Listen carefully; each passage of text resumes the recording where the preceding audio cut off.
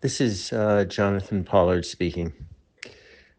I've heard over the past few hours a number of commentators indicating excuses or suggesting excuses, explanations as to why we haven't launched any kind of effective defense of the Syrian Druze community. Some of these explanations are technical, that we haven't embedded forward observers, mostly special forces personnel, who can identify targets for our drones or fixed wing aviation or even artillery to target. This explanation is probably the most credible. However, I think we all have to understand right now that the curse of October 7th is alive and well, both in the government and in the Army's high command. Why do I say that? A week and a half ago, the Islamists in Syria were already threatening jihad against the Druze. And they were gathering forces and equipment to act on that threat. Now, if I knew that from simply monitoring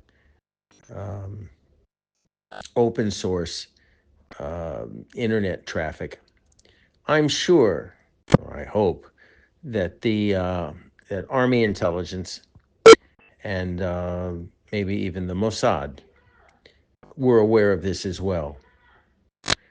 Now, in a situation like that, just keep October 7th in mind. Where you have a situation like that developing, and the Syrian government, so to speak, isn't doing anything to stop these crazies, these Salafis, from organizing, arming, and then deploying. At that point, we should have started embedding forward observers into Druze communities in preparation for the impending jihadi offensive against the Druze. We obviously didn't do that. Neither did we concentrate land forces on our border with the Druze community, or even deploy them into the Druze community. Why am I making a case about this? Because, as I said before, it just smacks of October 7th. And I hate to say this, but our army, our political establishment as well, isn't really exhibiting didn't exhibit any more concern in the opening few hours and days of October 7th towards our embattled communities down south than they are right now with the embattled Druze community to our northeast. And we should be very clear about this. We have an obligation, a solemn obligation, to treat the Druze in Syria as well as we treat our own citizens. I'm not saying just Druze citizens, I'm saying our regular citizens. We have an opportunity, we had an opportunity, I hope we don't blow it, to show the region that we care for the region's minorities, whether they're Syriac Christians, whether they're Alawites, whether they're Roman Catholic Christians, whether they're Druze, it doesn't matter who. We all have the same enemy, and that's the fanatic Islamists. Now, I could understand if we had been prepared for this offensive, Islamist offensive. I understand that we would have had a golden opportunity to inflict serious damage on these crazies. What kind of damage? we would have piled up a lot of bodies because they had to get to the air jumping off areas in convoys, and then they had to concentrate in preparation for the offensive. I saw one of their concentrations, and I also saw the rockets that our drones fired, purposely avoiding them. Okay, I want you to keep that in mind. We purposely avoided causing casualties amongst our most bitter enemies. They're no different than Hamas. So this is an example of how we were going to scare these people away from launching their offensive. Although over the past week, there was no indication that they were scared or intimidated by this weak, irresolute demonstration of, I don't even want to call it force. I would just call it inadequacy on our part.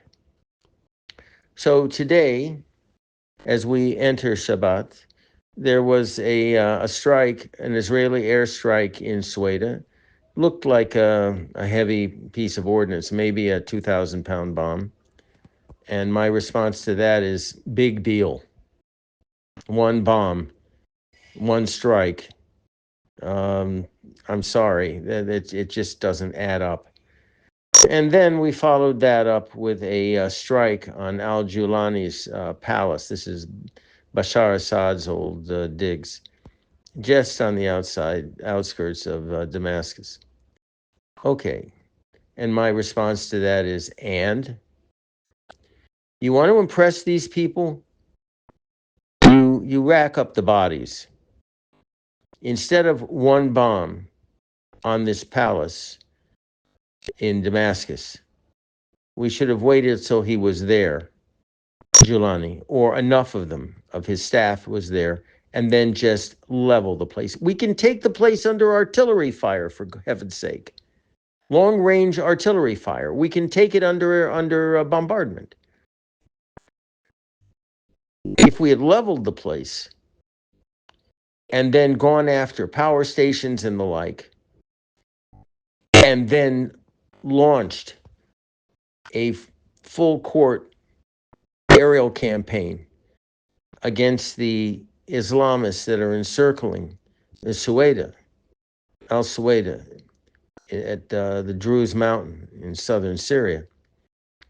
And yes, maybe even followed it up with a multi-divisional push to link up with the Druze mountain.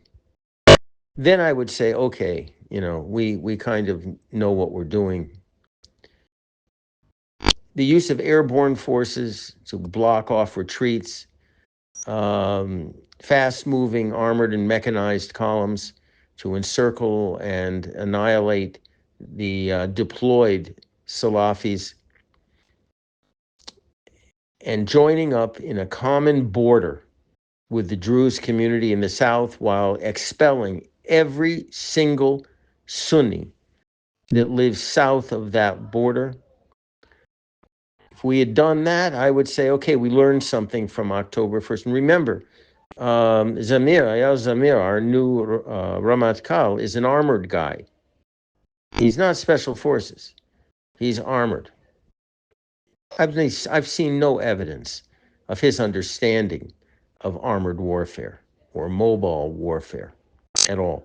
When you have an enemy deployed around an allied force like Sweden, it's perfect. It's called a hammer and anvil.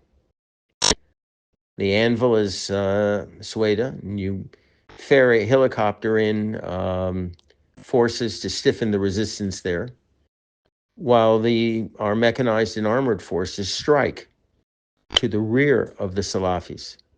If we could do something like that, a hammer and anvil operation, then we would actually deter, perhaps for the moment, the Turks from testing us with further deployments towards of their forces towards our border. There's much more at stake in this matter of defending the Druze than meets the eye. If we defend the Druze by destroying as many Salafi forces as possible, and by intimidating the Syrian regime, the new Syrian regime, by warning them, basically, the Turks can't defend you as much as you think they can. We can hurt you very badly. Then I think that we should go ahead and deploy a multi-divisional force to establish a new border in southwestern Syria that incorporates the Druze areas. If we want, we can offer them autonomy and form their militias into a standing conventional military force. Much would be gained by doing that. This is Jonathan Pollard.